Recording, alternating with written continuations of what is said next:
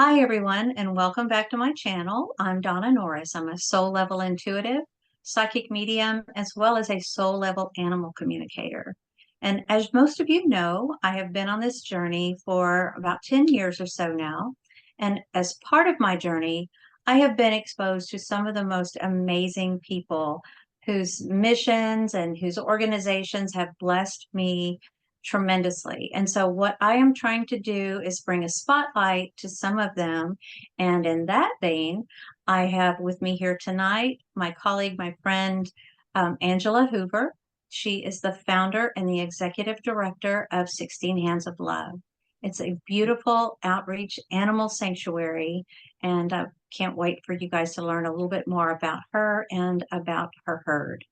So with that, I will turn it over to you, Angela. I think we were just talking right before we got the show going about how long it's been since we actually met, and going on 10 years ago now. So, Yeah. and you were in your first location, if memory Hmm. serves, yeah, Yep. in Yeah. Lomax, and then you moved to Seabrook, where we used to both live. Yeah. And now you've moved your herd to an even bigger location, and I've moved my herd and myself to another location too in Florida. Yeah. But anyway, why don't you, if you don't mind, just tell us a little bit about yourself and how you became inspired to bring this organization to life, as it were? A Oh little bit about goodness. 16 Yeah, no, Hands. I can for sure. I don't want to keep you here all night, so I'm going to try to give you a condensed version. But basically, I they call me when I hear the animals address me. People would always be like, "Oh, you're the animal whisperer," or different people who would, and I. It's not that I didn't like that. It's more of I'm a animal listener. Like to hear them, but they would always also tell me like, "You're our human." The herd human, I guess. So they view me as that, but I'm the founder, and it for me it was all very, very, very divinely inspired. I had horses growing up, and I was very fortunate to be with them in all capacities, from a 7-year old who just got dropped off at the barn in the morning from 6 a.m. to 6 p.m. I probably wasn't 7 then, but maybe around 10, I started doing that. And we would just have a lot of unstructured time with our horses. And then I went into more competitive showing when I was in junior high and high school. And then I had to sell my horse to go to college. And when I sold my horse, it felt like a piece of my heart was missing. And I knew I'd always come back to them, so much that when I met my husband, I was in my early 20s. I told him, I don't know that I want kids one day, but I'm going to have a horse. And we always laugh that Takota, who's here on my shirt, he did have to come first before my son would come to me. So I went into teaching, though. I became a public school teacher, and I really loved that. I loved working with the children, but it became every time I would go into different professions. My degree is actually in business, so I was more in the business world before I became a teacher, but I would get these just like sick feelings in my tummy of like, there's something more. So when that happened to me with teaching, which I thought was my forever home, I was like, oh no. And one of the kids that was just struggling, I felt from his spirit one day, um, you can help me in another way.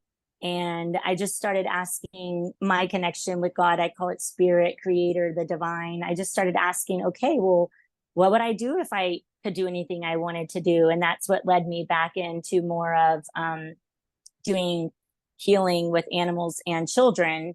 And I went up to Canada and got certified in her equinistic healing practitioner program. And I was going to actually do the traditional program here in America through a gala and more of a traditional counselor. But beautiful, divinely led things just interceded into my path, interjected into my path, and really guided me to go to Canada. And I had a massive awakening there with her herd of horses in sacred land in 2013. Came home, and within 2 weeks was like, okay, I know it's time to get a horse. The first rescue, Takota, came to me. It was so easy, so beautiful. His story is for another time. And we began doing what I'm doing, like you said, in Lomax support. And then she had to sell her property, and I was going to be I'm doing the healing work then too with children, but I thought, well, I'll take the horses, but I can't take the goats, because she had a beautiful herd of about 15 goats at that time that she had taken a lot of them from her neighbor, who they were the ones that weren't going to make it. And she would take them and they would end up living. So she had this beautiful herd of like mothers and daughters and uncles. Oh, And yeah, when we were getting close to moving, and I thought, well, I've already convinced my husband to take on 2 additional horses. I don't think we can take, like 15 goats. And yeah, I walked in the barn one day and the head goats kind of surrounded me and were like, "We are meant to go with you." Because I knew they kind of had, it was weird how they just were all looking at me. And I looked around, and sure enough, like I'd been surrounded by all the herd head goats. And so I said, well, okay, I'll go meditate under the willow tree and show me how. And in that moment, it was just like downloaded into me, like, you're to start a nonprofit. Here's how it's all going to work. And from there, I just listened with every step of the way. I listened. I divinely speak with them. I asked them, who wants to come serve with us every day? How may I serve? What are my gifts? How can I use them? And that just turned it into what it is now. So that's kind of how 16 Hands got started. It wasn't, that's yeah, incredible. yeah, thank you. It's a little longer story, but I don't know how to make it shorter. Well, it's a beautiful story, and I love the 16 hands. For people who are not familiar with horses, that's kind of how you measure their height, isn't that right? Yes. Yep, exactly. Uh-huh. So is Takota 16 hands tall? Yes. So he, like I said, he was my first. His name was Dariondo, and he told me he did not like that name. So that was probably some of my first animal communication. When I went to go look at him, he was this beautiful dressage horse that had been kept inside a lot because he was making himself sick on grass and he didn't want to be there. It was a very beautiful home, but it was just not what his heart wanted. And he um I let him out in a pasture and I thought, this horse is going to be gone. Like, he's not going to stick with me. And he stayed right by me. And I talked to him about what I wanted to do with him and the goats. And he immediately just dropped his head to my feet and like put his head on my heart. And I was like, oh, I think he's saying yes. And my joke is, though, me being a Libra, I was like, I need one more sign. And he immediately walked way across the pasture to my husband and my mom, who were leaning on the railing, and he just went up to them and loved all over them, but especially my husband. And in that moment, I realized it wasn't just that my husband should be okay, or in agreement with us getting a horse, but it'd help if they got along. And you could Yeah. just see this love and this heart space open between them. And Takota just kind of looks back at me with the wind blowing, and I hear from him, "Is this what you needed?" And I was like, yes. So in that moment, we got him like for almost free, when the lady had told me she wanted 35,000. But she Wow. saw, yeah, she saw You how saw the much. magic happen. Mhm, she did. And she just said he'd never act this way around other people. And she just couldn't give him to someone that he was turning into another horse around, biting, kicking. And so in that moment, though, he said, "I want another name." And he chose Takota with a T, which means friend to everyone in the Sioux Native American language. And when I asked for the name of what to call this, it just came to my husband. I think I said I knew I wanted to share something about him, and it was his height, 16 hands. And then my husband's like, "Why don't you do of love?" So it all just came together. Yeah, Well, it 16 hands makes of total love. sense. Yep. And that just so dovetails with what we've always talked about, and at least with me and my conversations with animals, is like, when there's a family involved and there's more than like one person caring for the animal, they have a different relationship with each member of the family.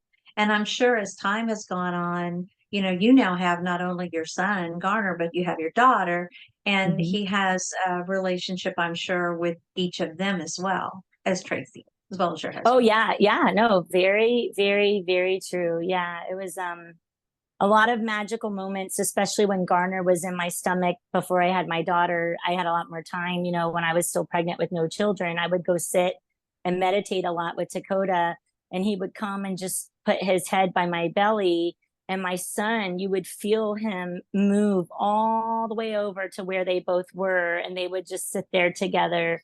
And Takota told me I had a hard time getting pregnant. It took me 5 years. The first 3 years, we were looking at doing some, different things like to help with infertility. But when I went to Canada, I had that awakening and realized, no, I'm going to let this happen naturally. And by me following my guidance within my heart and doing what was asked of me, I got pregnant within about 6 months naturally after getting Takota first. And Takota would tell me, he's like, I wasn't coming without Garner, my son, and my Garner was like, I'm not coming without Takota. So it was really cool. And then Ellie and him have a totally different, like you said, relationship. And even my husband and him, it's been really neat to see. Yeah. Yeah. They have different things that they impart to Yeah. each of Yes. us in the family. Different lessons, different bits of wisdom. The horses are so wise. Yeah, all animals really, but especially that one. Yeah. And, as you're saying that, because one of the things I've noticed with what I do with the healing that the animals offer, and I know we'll talk about that in a minute, but I've noticed like Takota, especially, they seem to have like their overarching message that they kind of like the energy that they hold and bring, and like but then it's individualized for each person how that's received. It goes individual, but they are like Takota's is very much like stand in your truth. He's going to hold you accountable. He's not going to let you, get away. But it's also his size. He's massive. So, and he's a gentle giant once you acknowledge his presence and his strength.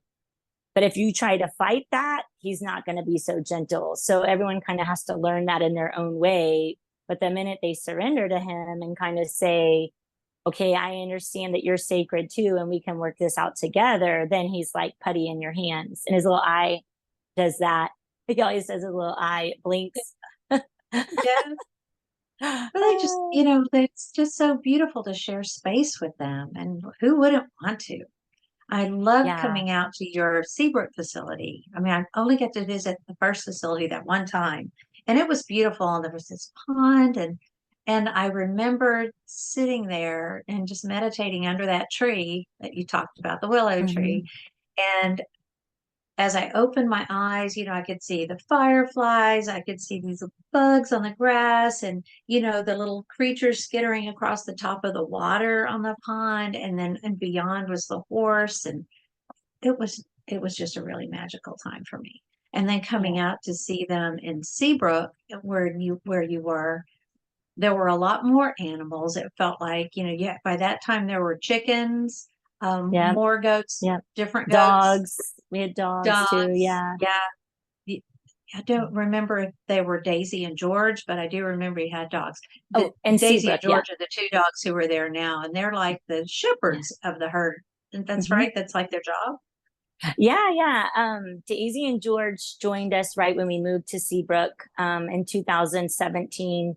And when I was at my location in LaPorte, she kind of had her other dogs to protect them. So when I moved to Seabrook, we were on larger acreage and there was a lot of coyotes and bobcats. And I was like researching, how do I protect my goats, my chickens? And everyone said, we did the double fencing and things like that to prevent things from getting in. But everyone was like, you really should get a livestock guardian dog. Those are all different breeds, primarily Great Pyrenees, Anatolian Shepherds are the more popular ones, or just more well-known. And so I thought, oh, I'd really love one, but they were a couple $1,000s. And I thought, well, if it's meant to happen, it'll happen.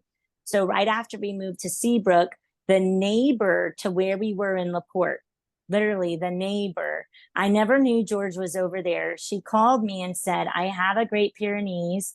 My goats, I've had to go ahead and let all my goats go. So he's just out there and he needs a job. This is all he's ever known to do. So she said, would you take him? And the minute I went and picked him up, it was just like looking into I mean, George, every animal has a different level of connection with me, but George just was like a soul that's been with me many, many times. Like it was like coming home looking in his eyes. And we got Oh, him. Yeah, they think he may have fallen out of a truck when he was a puppy because his face, he kind of snarls. But he had never, he'd always live in a, so that's their breed though. They are bred to be outside. They are bred to be protecting a herd and your chickens. And he had never lived inside, so he knows no difference.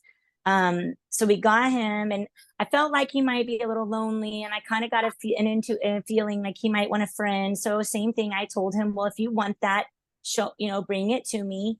And within about 2 months, my aunt called me and said, there's a Great Pyrenees in my family that there's just not, she's not working out with the dynamics. And I know she had kind of been getting out a lot and running the streets a bit. So they brought her, and she's a Great Pyrenees as well. And her name's Daisy. And when her and George met, it was like a Disney couple. I mean, their love for each oh, other, they just bonded and blended. And now that was, several years ago. And now I've learned a lot more about they're not always that easy to get along together. I really look back and think, man, and they can tend to be tough dogs digging out, attack, like, and they have been great. They both have just been so amazing in what they do. So yeah, now we have George and Daisy. and they're beautiful. They're gentle. I mean, they've always been really easy with me. I They love are. spending time with them. So yeah, they've Yes, been great. they are. The only thing is their fur, being outside, it doesn't look so pretty. And that's when Daisy would always tell me, like, leave me alone. I think I look gorgeous, but we would look at her and be like, oh, you're dirty, you're matted, they dig in armadillo shells and open up little spots on their nose. And, she really taught me, like, quit looking at me with judgment, like, I'm happy, you need to leave me alone. Like I'm okay. So yeah, other than that, that's my only tough point with them, that I'm always asking for sponsors to help with their I finally found a groomer that's going to help me keep up with it regularly, because I have the best intentions, but it's just we've moved around. So we found one now who's going to help me keep up with it. Yeah. Oh, that's great. Yeah, because they'll be more comfortable and everybody will Yeah. be happy. Yes. Yeah. Yeah, Yeah. good deal. Well, I want to say just before we get too far into this, for people who are watching this video, you can see the pictures of these animals on 16, the number 16, handsoflove.org. That's Angela's site. You can learn a whole lot more about the sanctuary. We'll talk about it here this evening, but there's so much more information than what we could possibly cover in one visit. So please go check her out. I'll also put that in the description so that you can link to it from the bottom of this video from the description. But I did want to make sure that everybody knew about 16 Hands of Love. There are a Yeah. multitude of animals, Yep. present and past. The Oh, I'm herd is glad just you been said amazing. that. Yeah, thank you. Because we just updated the website and it's under the about tab with meet the team. But there's also ones that say in the past, because it was very important to me after they've passed, or maybe they've found different homes. They still tell me that their energy is still with us and healing, and if people connect with their picture, they can still connect with the healing that they offer, just through claiming it and affirming it and stating it. So yeah, we have a past and present. I'm glad you mentioned that.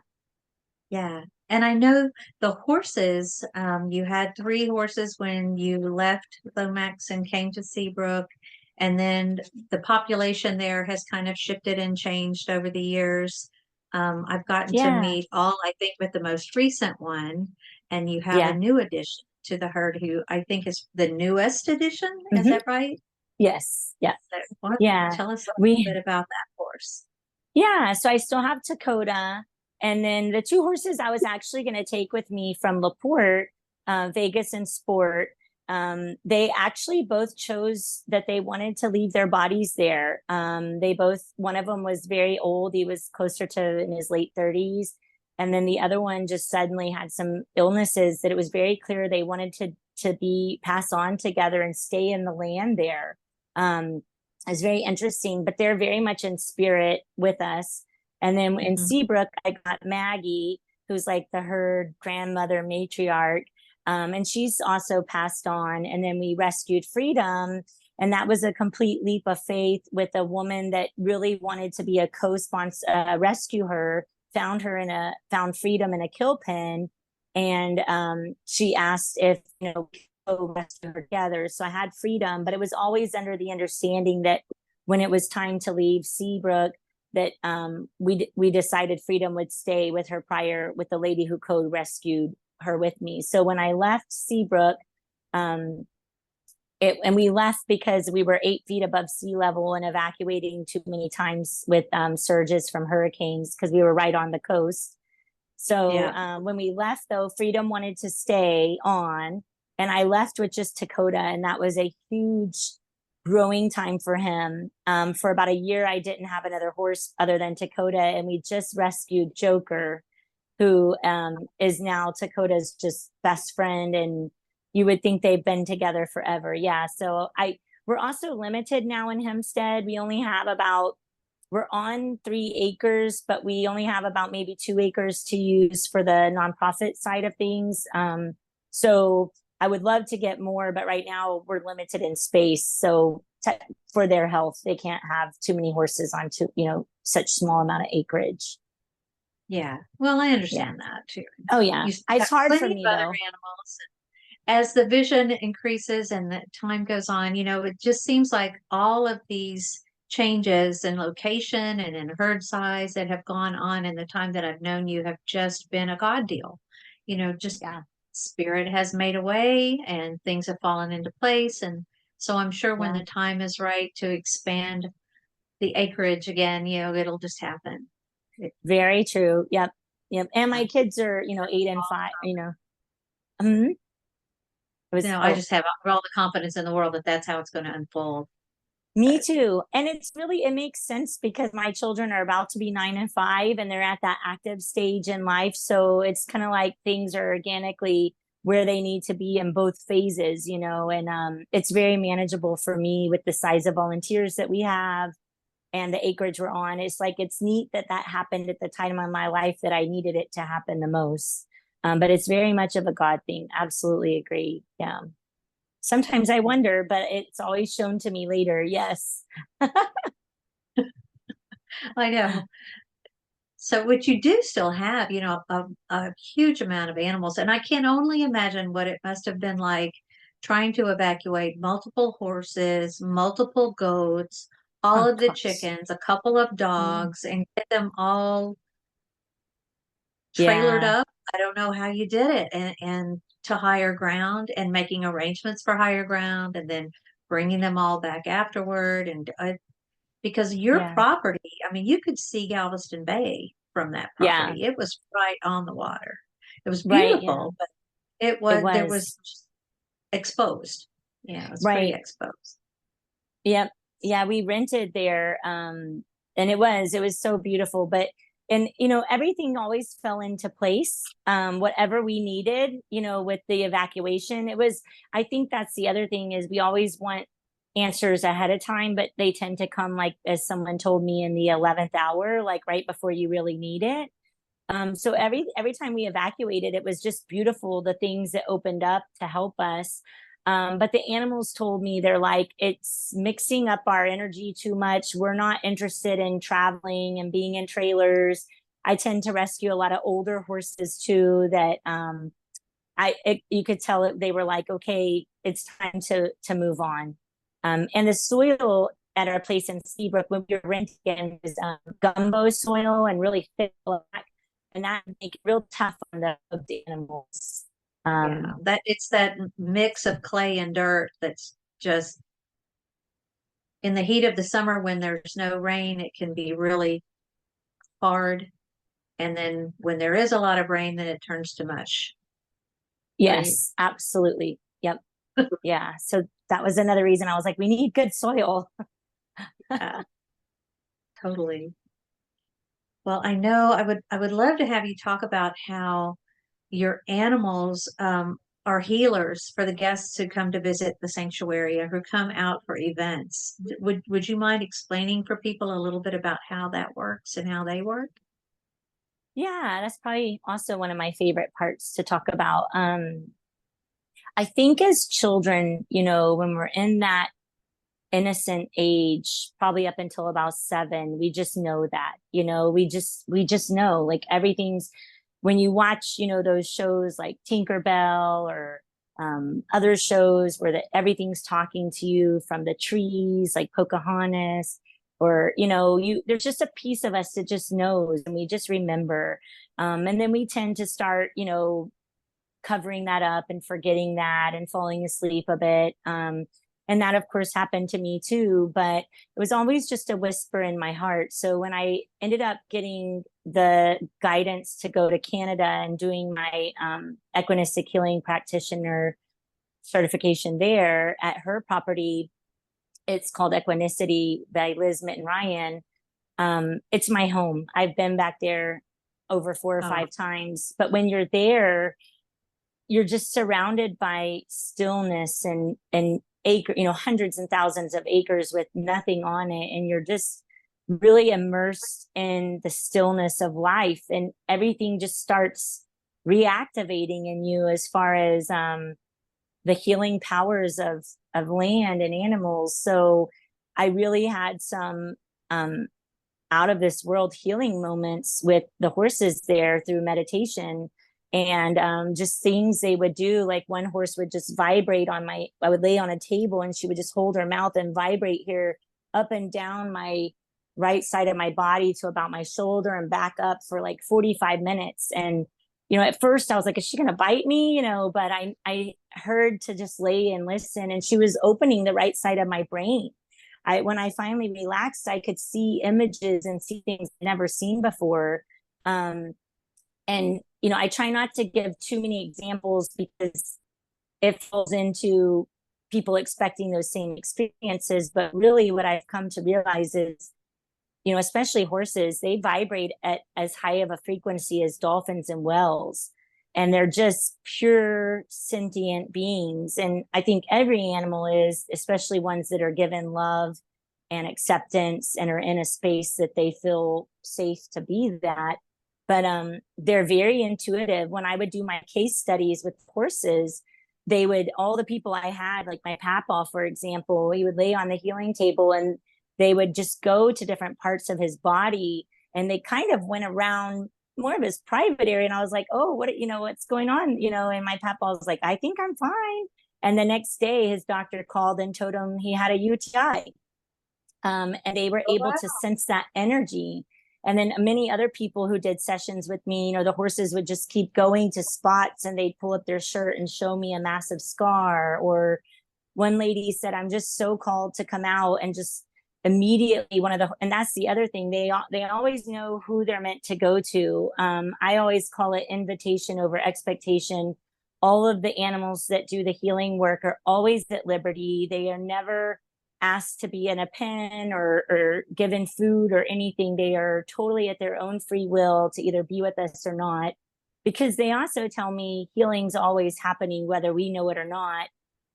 We get in our human brains and want it to look a certain way and feel like we have to be touched or talked Right. to, but really it's happening on an energetic level. They're always moving and doing something. But when they what was I trying to say with that? But they all have a different way of doing it a little bit. But Don't we all? one woman, yeah, right. I mean, and it changes. Some days they don't want anything to do with it, and only one animal will come through. But what I've noticed, especially with horses, is they are very much pack animals. They're very much in a herd dynamic. There's very much of a pecking order, and especially in Canada, she had over 15 horses that had all kind of been bred together and in their family units. The babies weren't taken away from their moms or anything, so they were just pure love. But there I would notice that horses on the pecking order that normally were not allowed up by certain horses, when they were doing their healing and their meditations, all of that went out the window, and they were truly just moved through divine love and spirit, and they would just move into these sacred patterns around you. And And then when they were done healing, they'd come back into their body and like, kick the crud out of each other. But it's crazy. But Incredible. they also get into geometric patterns on the earth. And if you see lots of horses together, you will see them in different shapes, holding energetic vibration of healing. So all my animals know when I set any intention for one to come to me, they all know this is the life that I'm offering them. They all sign up to do this. Not every animal wants to, that I've found.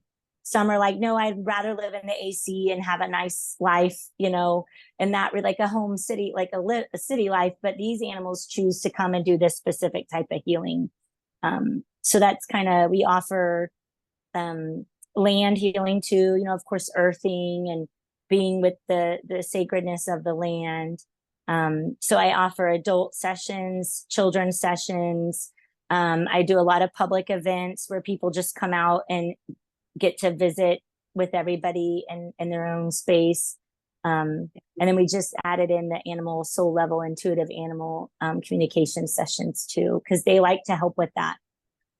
I'm sure they do. I know. Mm-hmm, yeah. I've had the pleasure of Especially, working with them a couple of times. So yeah.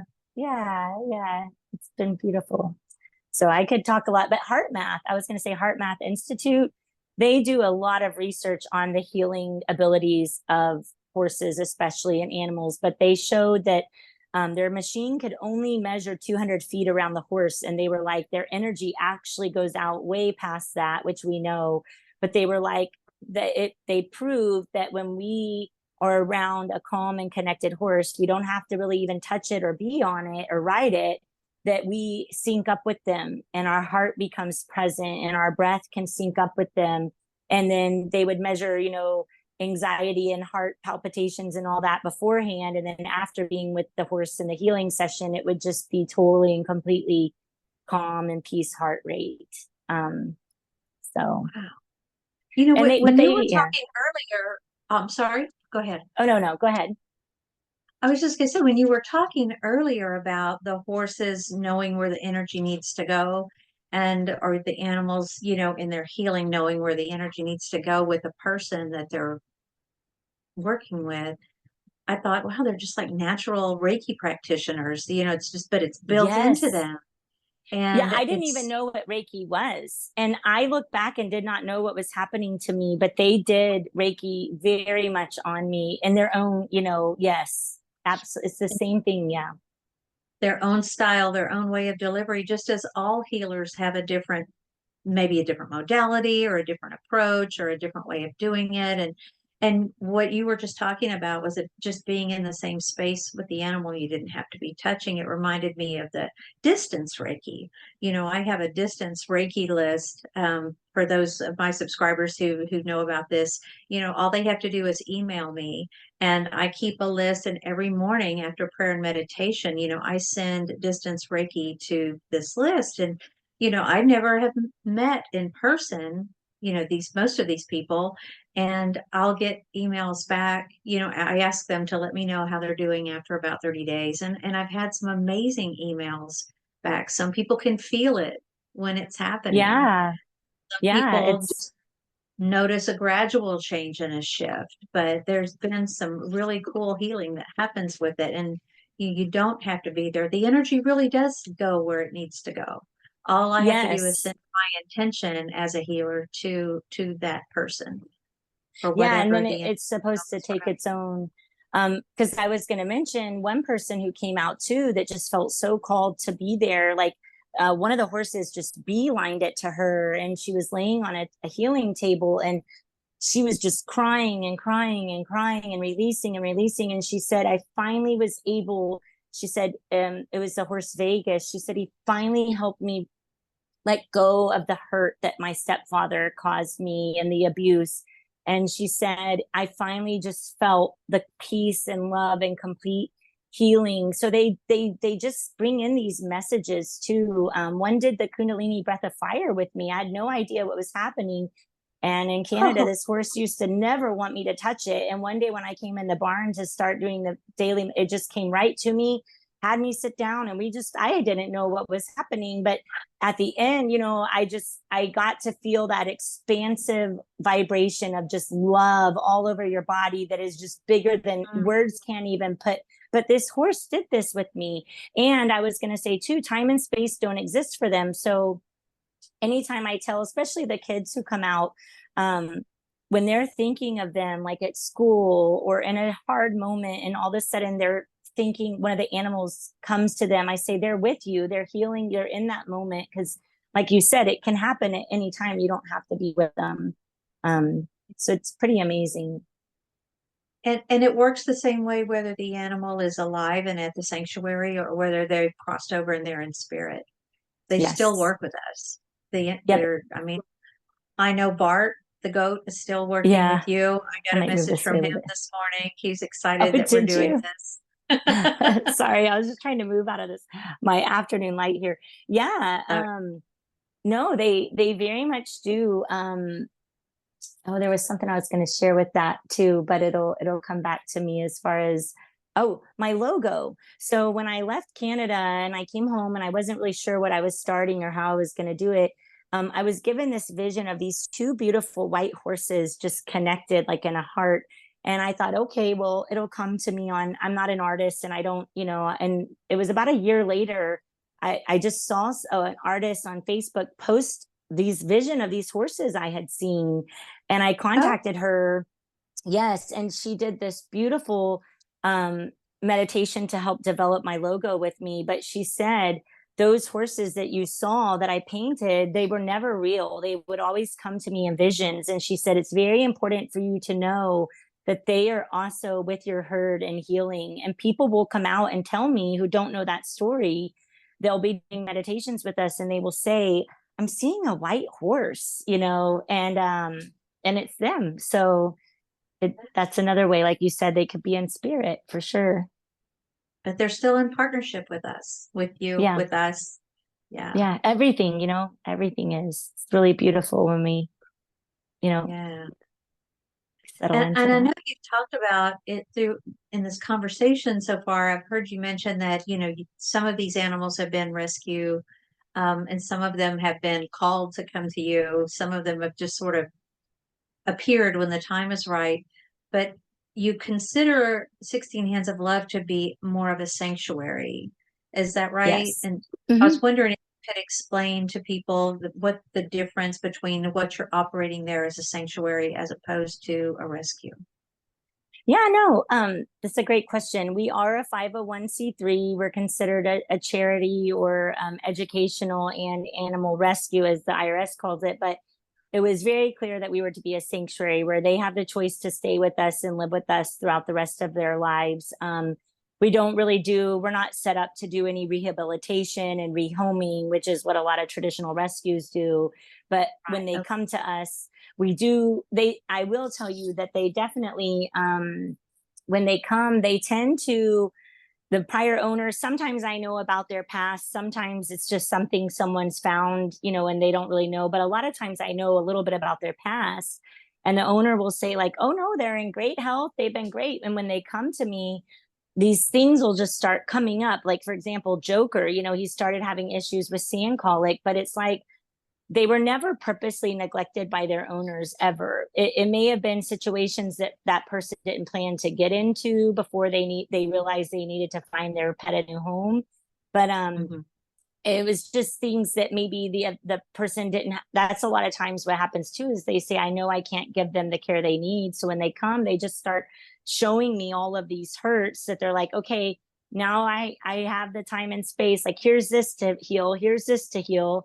And people donate money and help us out with that. But we are a sanctuary. We every now and then we'll work with some of the livestock breed rescues that need us to foster a dog temporarily, but it's very rare. They have to fit in and be a livestock guardian protecting dog.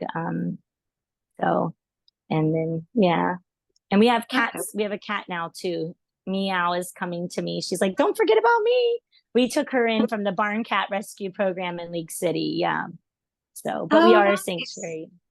Is Yeah. she in the barn in Hempstead? Is that where she Yeah. hangs out? She's Yeah, she didn't go in the barn, but she's very much there in the yard beside it. And she stuck around. I wasn't sure if she would after we got her there and did the acclimation period. So we have her too. Yeah, we have chickens, goats, dogs, and horses.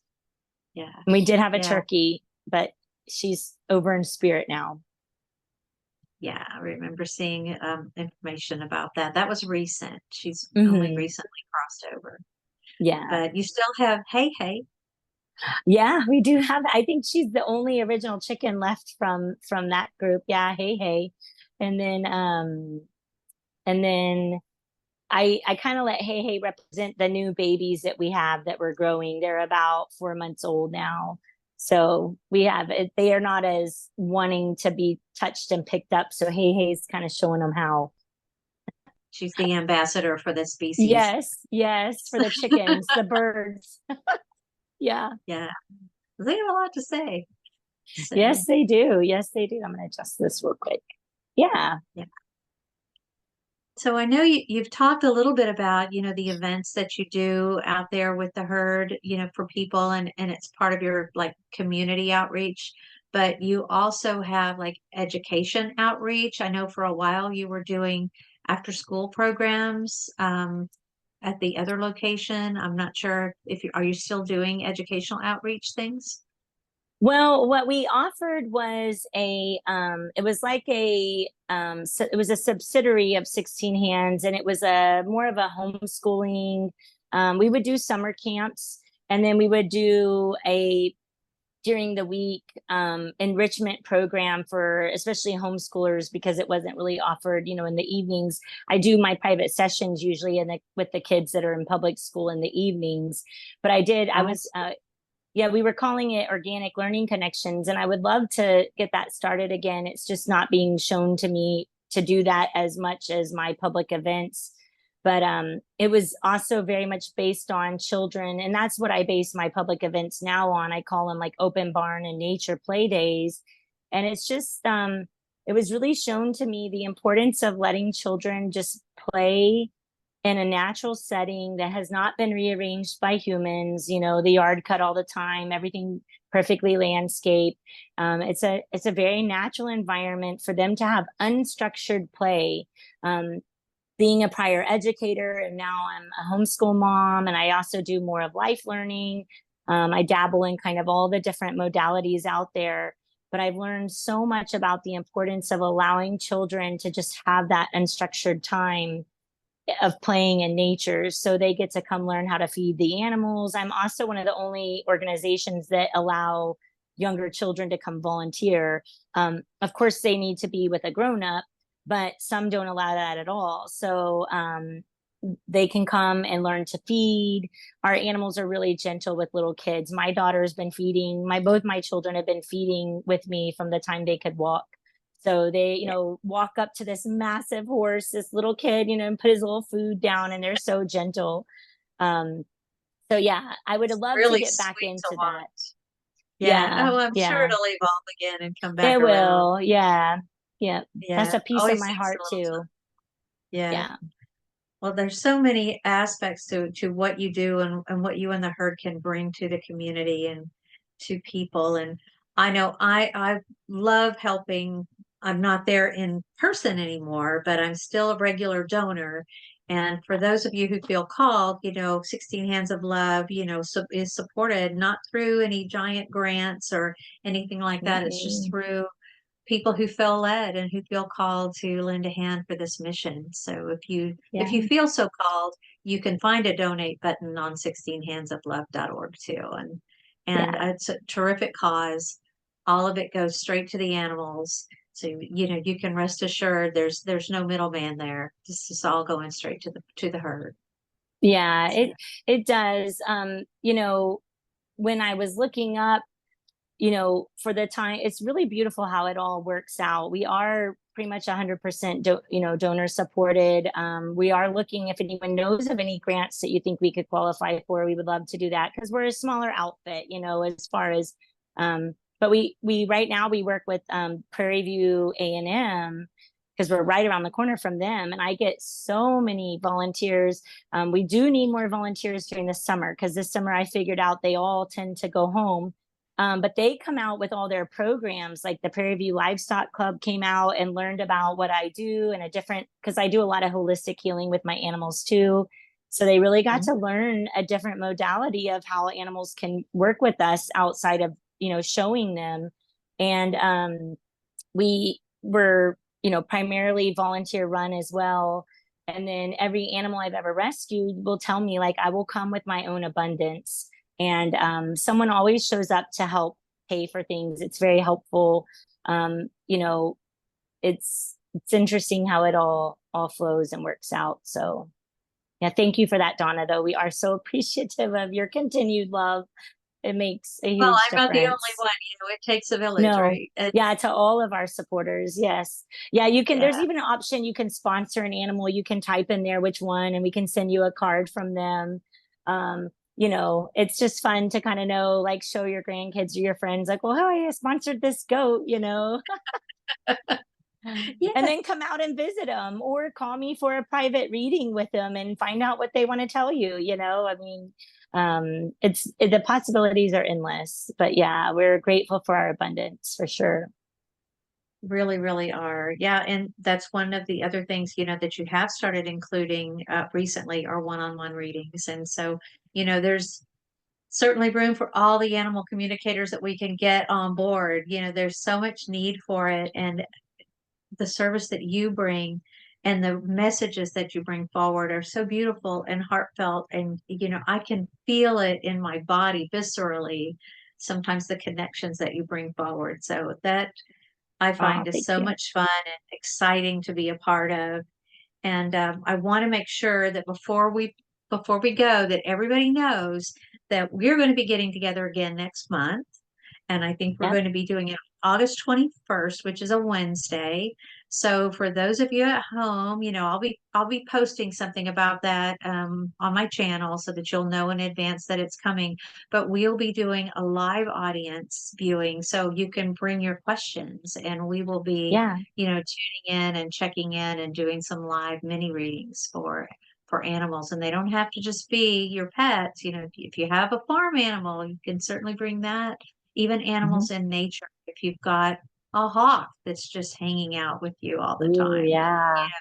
just something like that. Maybe that animal has a message for you too. So we'll be doing that on, again, like I said, August 21st. It's a Wednesday evening. And it'll be like 8 o'clock Eastern, 7 o'clock Central, where Angela is, 6 o'clock Mountain, and 5 o'clock Pacific time. So hopefully everybody can join in and be a part of it. So I'm Yeah. really looking forward to Be that. excited. Yeah. Yeah. It'd be great. Yeah. I'm excited. Well, Mm. okay.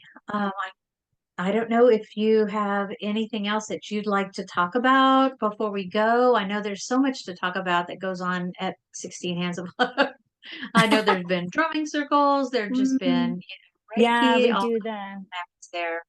yep, we've started doing like the healing session. You can come out for a private or a group one. We do, just keep an eye. We're really active on Facebook, is probably it's just 16 Hands of Love on Facebook. That's where I tend to put, I have a newsletter, and you can sign up for that on my website. But I do post all of our Excellent. events. We do have a calendar on our website too, but sometimes it glitches a bit. But we try, if you have any ideas, we even like supporting other healers who want to, share their gift, like you said, drummings or anything like that. It's really universal. But I do feel like the herd has really been, um, there's something with death coming up. Like I've told you that I was kind of realizing I'm a bit of a death doula in some regards, with the coming ins and outs of all the animals that I have that move in and out. And especially Bart, I don't know what message he gave you, but he was so instrumental in helping me realize that's kind of one of the gifts, that they really like helping people when they're moving through that transition time with their pets. That's just such that sacred, birthright and death right. So that's something too. I don't know who wants to hear that or why, or if you want to jump on the call when we have it on the 21st, if you have something going on. They're very instrumental in that too. Yeah, well, Bart was all about, bringing forward the message of how you allow the animals to just be who they are.